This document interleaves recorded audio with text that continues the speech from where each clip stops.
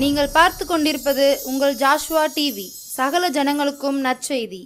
எல்லாருக்கும் நம் இயேசு சிறந்தவரே, எல்லாருக்கும் நல்லவரே. எல்லாருக்கும் நம் இயேசு சிறந்தவரே, எல்லாருக்கும் நல்லவரே.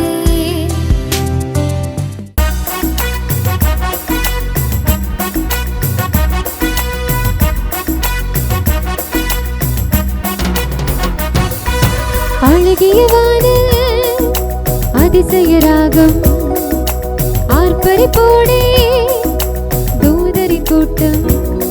அவர் பாட்டினிலே ஒரு அதிசயம், அதில் தெரிந்திடுதே புது ரகசியம். உலகில் வந்தார் மேசியா, மேசியா, மேசியா, மேசியா. அழகிய வானில் அதிசய ராகம் ஆர்ப்பரிப்போடே தூதரின் கூட்டம். அவர் பாட்டினிலே ஒரு அதிசயம், அதில் தெரிந்திடுதே புது ரகசியம். உலகில் வந்தார் மேசியா, மேசியா, மேசியா, மேசியா.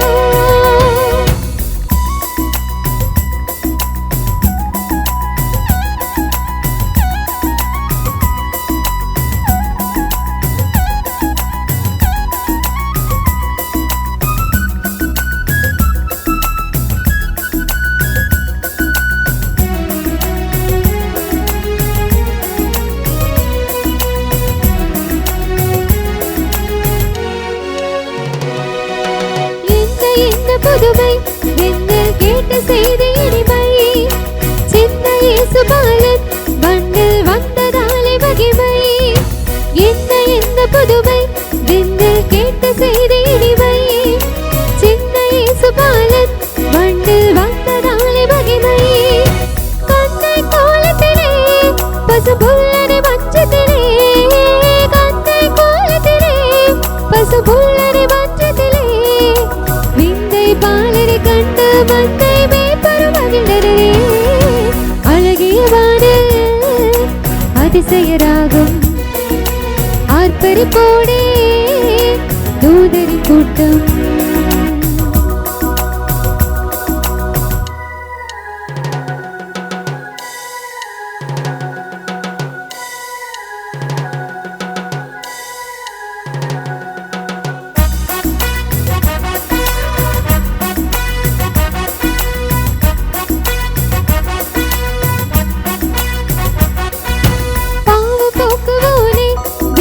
பாசம் தந்துட்டோனே, சாபம் நீக்குவோனே, சாத்தான் சேனை வீழ்த்துவோனே. பாவம் போக்குவோனே, விண்ணில் பாசம் தந்துட்டோனே, சாபம் நீக்குவோனே, சாத்தான் சேனை வீழ்த்துவோனே. மானே எஜமானே, என் மணியே கண்பணியே, மானே எஜமானே, என் மணியே கண்பணியே. மண்டவனே உம் அன்பினை பாடி வாழ மகிழ்வேனே. அழகிய வானில் அதிசய ராகம் ஆர்ப்பரிப்போடே தூதரின் கூட்டம். அவர் பாட்டினிலே ஒரு அதிசயம், அதில் தெரிந்திடுதே புது ரகசியம். உலகில் வந்தார் மேசியா, மேசியா, மேசியா, மேசியா. ஆண்டவராகிய இயேசு கிறிஸ்துவின் நாமத்தினாலே உங்கள் அனைவருக்கும் என்னுடைய அன்பான வணக்கத்தையும் வாழ்த்துக்களையும் தெரிவித்துக் கொள்கிறேன். இன்று ஒரு மகிழ்ச்சியான நாள், கிறிஸ்மஸ் தினத்திற்கு முந்தின நாள். மகிழ்ச்சியோடு இந்த டிவி பெட்டியின் மூலமாகவோ யூடியூப் மூலமாகவோ இந்த நிகழ்ச்சியை பார்த்து கொண்டிருக்கும் உங்கள் அனைவருக்கும் என்னுடைய அட்வான்ஸ் கிறிஸ்மஸ் வாழ்த்துக்களையும் நான் தெரிவித்துக் கொள்கிறேன். கிறிஸ்மஸின் பயன், இயேசு என்னுடைய பாவங்களை மன்னித்து விட்டார், இயேசு இரட்சகர் என் உள்ளத்திலும் பிறந்திருக்கிறார், என்னை புது மனிதனாய் மாற்றிவிட்டார். இந்த அனுபவம் உங்களுக்கு வேண்டும். இந்த அனுபவத்தை பெறவில்லை என்றால் இயேசுவிடம் வாருங்கள், பாவங்களை அறிக்கை செய்யுங்கள், அவரிடத்திலிருந்து பாவ மன்னிப்பை பெற்றுக்கொள்ளுங்கள், புதிய மனிதனாய் புதிய மனுஷியை மாறுங்கள். இன்றைய தியானத்திற்கு ஆதாரமாக ஒரு வசனத்தை வாசிக்கிறேன். ஒரு வசனம் அல்ல, ஒரு வசனத்தின் தொகுப்பு. லூக்கா எழுதின சுவிசேஷம் 2ஆம் அதிகாரம் 1, 10, 11, 12 வசனங்கள். தேவதூதன் அவர்களை நோக்கி, பயப்படாதிருங்கள், இதோ எல்லா ஜனத்துக்கும் மிகுந்த சந்தோஷத்தை உண்டாக்கும் நற்செய்தியை உங்களுக்கு அறிவிக்கிறேன்.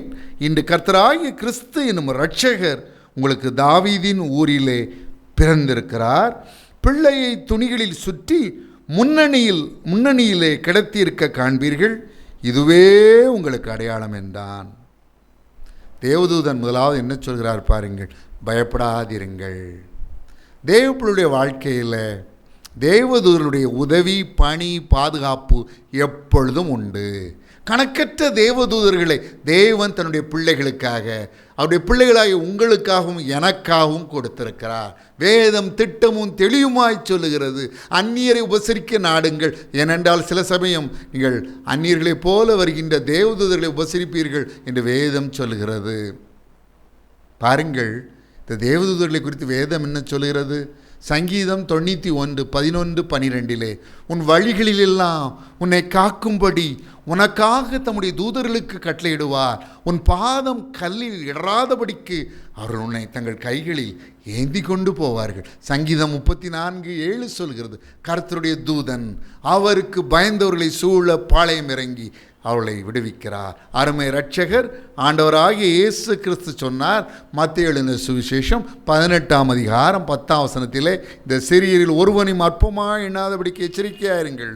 அவர்களுக்குரிய தேவதூதர்கள் பரலோகத்தில் என் பரமபிதாவின் சமூகத்தை எப்போதும் தரிசிக்கிறார்கள். தேவ பிள்ளைகளுக்கு எப்பொழுதும் தேவதூதருடைய பாதுகாப்பு உண்டு. அநேக தரம் பிள்ளைகளை பள்ளிகளுக்கு அனுப்பிவிட்டு, கல்லூரிகளுக்கு அனுப்பிவிட்டு, அவர்கள் வரும் வரை வயிற்றிலே நெருப்பை கட்டி கொண்டு இருக்கிறோம். பிள்ளைக்கு எதுவும் ஆயிடக்கூடாத, என் பிள்ளை பத்திரமா வந்து சேரணுமெல்லாம் நினைக்கிறோம். ஆண்டவர் உங்கள் பிள்ளைகளுக்கு, நம்முடைய பிள்ளைகளுக்கு தேவதூதருடைய பாதுகாப்பை கொடுத்திருக்கிறார். இந்த தேவதூதன் அவர்களை பார்த்து சொன்ன காரியம் என்ன? பயப்படாதிருங்கள். உலகத்திலே பலவிதமான பயங்கள் நம்மிலே காணப்படுகிறது. எதிர்காலத்தை பற்றிய பயம், மரணத்தை பற்றிய பயம், வியாதியை பற்றிய பயம், இப்படி பல பல பயங்கள். ஆண்டவர் சொல்லுகிறார், பயப்படாதே என் அன்பு மகனே, பயப்படாதே என் அன்பு மகளே, பயப்படாதே. நீ யாருக்கும் பயப்பட வேண்டிய அவசியம் இல்லை. நீ எதற்காகவும் பயப்பட வேண்டிய அவசியம் இல்லை. எந்த சூழ்நிலையை கண்டும் நீ பயப்பட வேண்டாம். காரணம் என்ன? ஏசாயா 41:10 வாசித்து பாருங்கள். நீ பயப்படாதே, நான் உன்னுடனே இருக்கிறேன். திகையாதே, நான் உன் தேவன். நான் உன்னை பலப்படுத்தி உனக்கு சகாயம் பண்ணுவேன். என் நீதியின் வலது கரத்தினால் உன்னை தாங்குவேன். எங்கள் அம்மா சொல்லுவாங்க, ஒரு காலத்தில் இந்த அக்டோபர் மாதம் வந்தாலே எனக்கு பயம் வந்துடும். ஏன்னா அந்த நாட்களில் அக்டோபர் மாதத்தில் ஒரு கொடிய வியாதியிலிருந்து ஆண்டவர் கிருபையாக அவர்களை விடுவித்தார். அந்த வியாதியை நினைக்கும் பொழுதெல்லாம் அக்டோபர் நினைச்சாலே எனக்கு ஒரு பயம் வந்துடும்னுவாங்க. தேவன் சொல்லுகிறார், அக்டோபர் வந்தால் என்ன, நவம்பர் வந்தால் என்ன, நீ பயப்படும் எதை குறித்தும் நீ பயப்பட வேண்டிய அவசியம் இல்லை. மரணத்தை ஜெயித்த நான், பிசாசை ஜெயித்த நான், உலகத்தை ஜெயித்த நான் உன்னோடு இருக்கிறேன். ஆகவே இந்த காலை வேளை, இந்த ராத்திரி வேளையில் நீ எதை குறித்தும் கலங்கி கொண்டிருக்க வேண்டாம். ஆண்டவர் உங்களை பார்த்து தான் சொல்லுகிறார். ஏதோ ஒரு காரியத்தை குறித்து, ஏதோ ஒரு சூழ்நிலையை குறித்து, ஏதோ ஒரு மனிதனை குறித்து, ஏதோ ஒரு வியாதியை குறித்து, ஏதோ ஒரு பொருளாதார குறைவை குறித்து, ஏதோ ஒரு கடன் பிரச்சனையை குறித்து, ஏதோ ஒரு வேலையின்மையை குறித்து நீங்கள் கலங்கி பயந்து கொண்டிருக்கிறீர்களவா? ஆண்டவர் சொல்லுகிறார், நீ பயப்படும் காரியம் உனக்கு நேரிடாது. உன் சூழ்நிலையை நான் மாற்றிவிட்டேன். அந்த ஆண்டவர் சொல்லுகிறார், அந்த தேவதூதன் சொல்லி பயப்படாதிருங்கள். காரணம் என்ன தெரியுமா? கிறிஸ்து இயேசுவின் பிறப்பு எப்படியா? அது கிறிஸ்தவர்களுக்கு மாத்திரமல்ல, இதோ எல்லா ஜனத்துக்கும் மிகுந்த சந்தோஷத்தை உண்டாக்கும் நற்செய்தி உங்களுக்கு அறிவிக்கிறேன். அது உலகத்தில் உள்ள அனைத்து ஜனங்களுக்கும், ஜாதி, இன, மத, மொழி, தேசிய, கண்ட வேறுபாடின்றி அனைத்து ஜனங்களுக்கும் மிகுந்த சந்தோஷத்தை உண்டாக்கும் நற்செய்தி. நீங்கள் சொல்லலாம், என் வாழ்க்கையில் என்னையா சந்தோஷம்? என்ன சந்தோஷம்?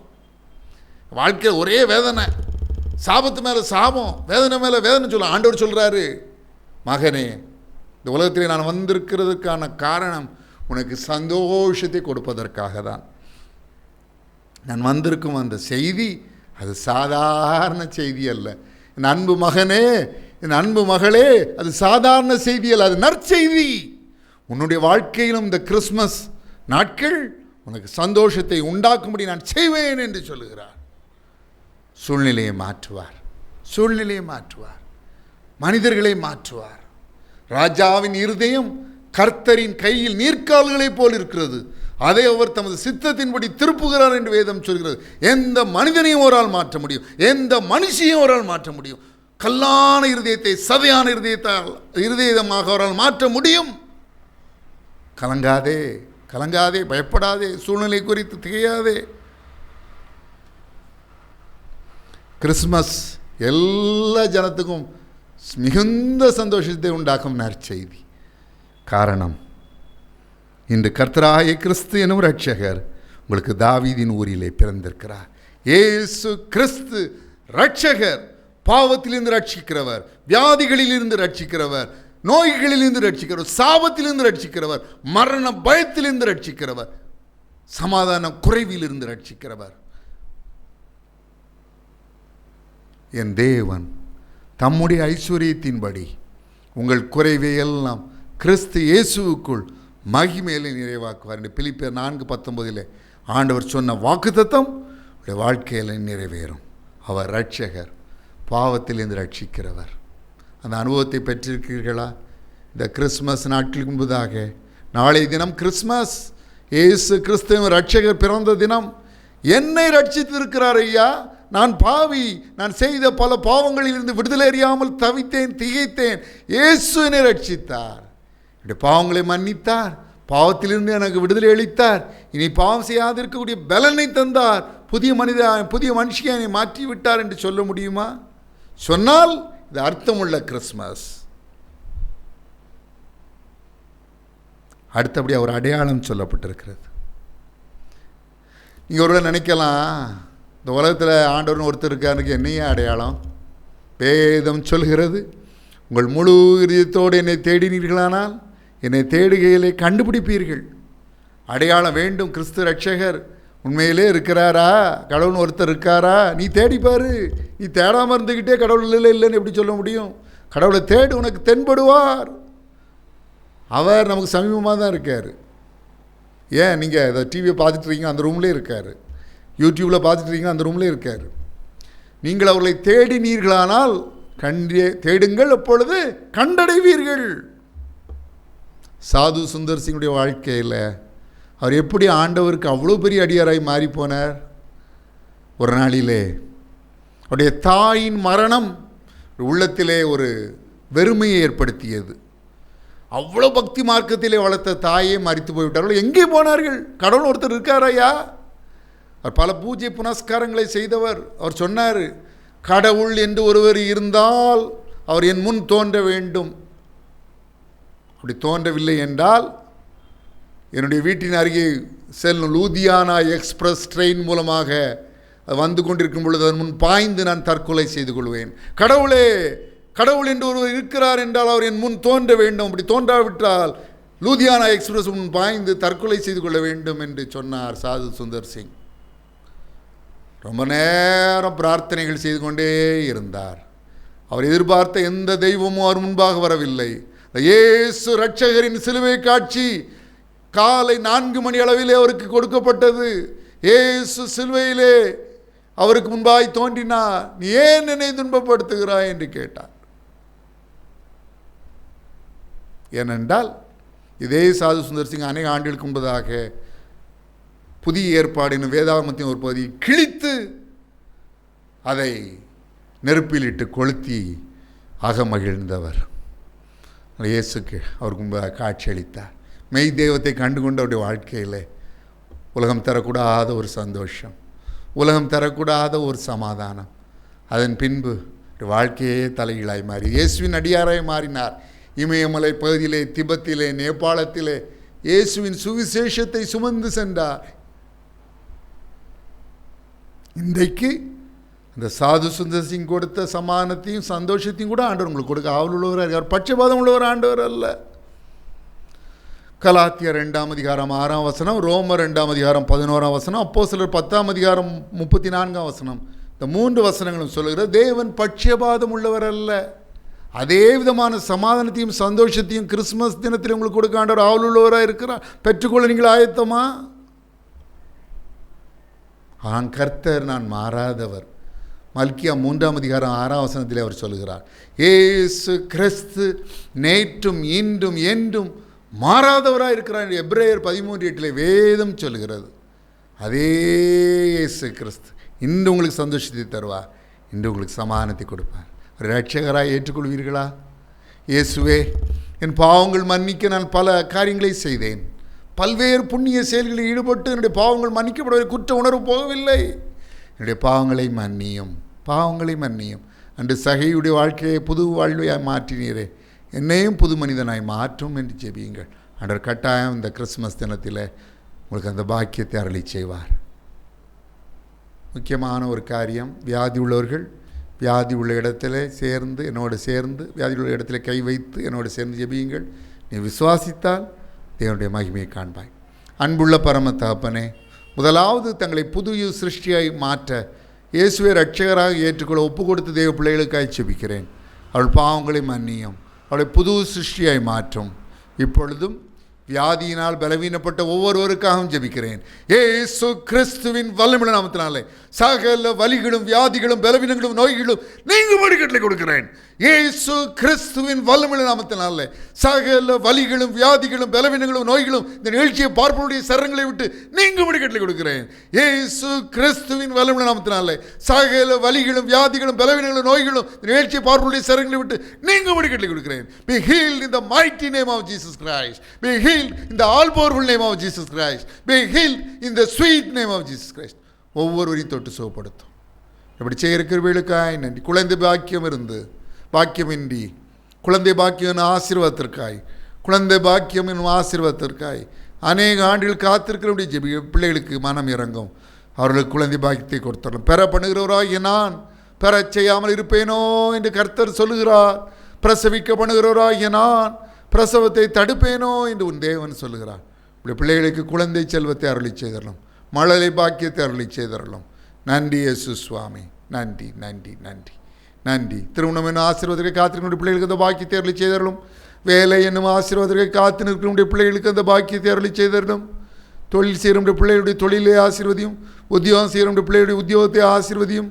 இப்படி பிள்ளைகள் விரும்புகிற இடத்திற்கான இடம் மாறுதல் டிரான்ஸ்ஃபர் அவர்களுக்கு கிடைக்கும்படி செய்தரலும். உடைய பிள்ளைகள் நீட் தேர்வில் வெற்றி பெற கிருபை செய்தலும். உடைய பிள்ளைகள் டிஎன்பிஎஸ்சி குரூப் 4 தேர்வில் வெற்றி பெற கிருபை செய்தலும். உடைய பிள்ளைகள் போலீஸ் தேர்வில் வெற்றி பெற கிருபை செய்தலும். உங்களுடைய பிள்ளைகள் சப் இன்ஸ்பெக்டர் தேர்வில் வெற்றி பெற கிருபை செய்தலும். உங்களுடைய பிள்ளைகள் குரூப் 1 குரூப் 2 IAS தேர்வுகளிலே வெற்றி பெற கிருபை செய்தலும். நன்றி இயேசு சுவாமி, நன்றி நன்றி நன்றி. சகல துதியும் கனத்தையும் மகிமையும் வல்லமையும் ஒருவருக்கே செலுத்துகிறோம். இயேசு கிறிஸ்துவின் நாமத்தினாலே வேண்டிக் கொள்கிறோம் பிதாவே, ஆமேன். இதை பார்த்து கொண்டிருக்கிற, இதை கேட்டுக்கொண்டிருக்கிற அன்பு சகோதர சகோதரிகளே, நான் உங்களுக்காக ஜெபிக்க வேண்டுமானால் உங்கள் ஜெப குறிப்புகளை எனக்கு அனுப்புவீங்கள். நான் உங்களுக்காக ஆண்டோட ஊக்கமாக ஜெபிப்பேன். என்னுடைய கடந்த முந்தைய நிகழ்ச்சிகள் மூலமாக அற்புதங்களையோ ஆசீர்வாதங்களையோ நன்மைகளையோ பயன்களையோ பெற்றிருப்பீர்களானால் தயங்காமல் எனக்கு தெரியப்படுத்துங்கள். நாம் ஒன்று சேர்ந்து ஆண்டவரை துதிக்க, அவரை ஸ்தோத்தரிக்க, அவருக்கு நன்றி செலுத்த, என்றென்று அவருக்கு நன்றியுள்ளாய் வாழ அது எதுவாக அமையும். ஆண்டவராகிய இயேசு கிறிஸ்து தாமே உங்களை ஆசீர்வதிப்பாராக. May God bless you.